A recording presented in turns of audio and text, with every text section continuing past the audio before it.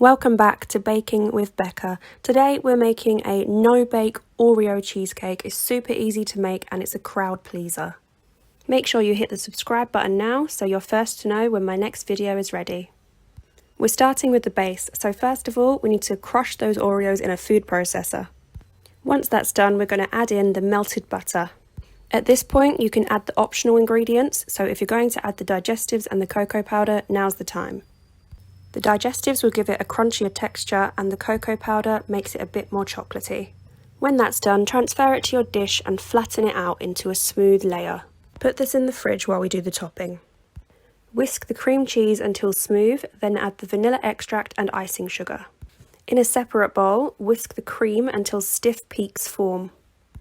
This could take up to 10 minutes.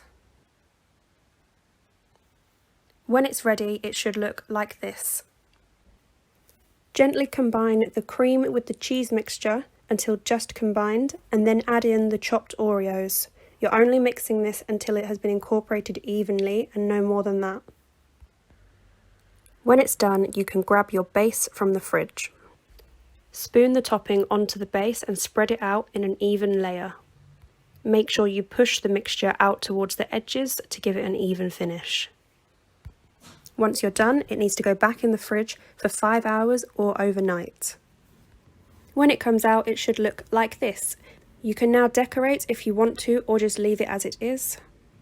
I've melted a few squares of milk chocolate in the microwave for 1 minute and then drizzled this on top of my cheesecake. If you like the look of this, give it a go. Let me know in the comments what you think and let me know what recipes you want to see next. Thanks for watching.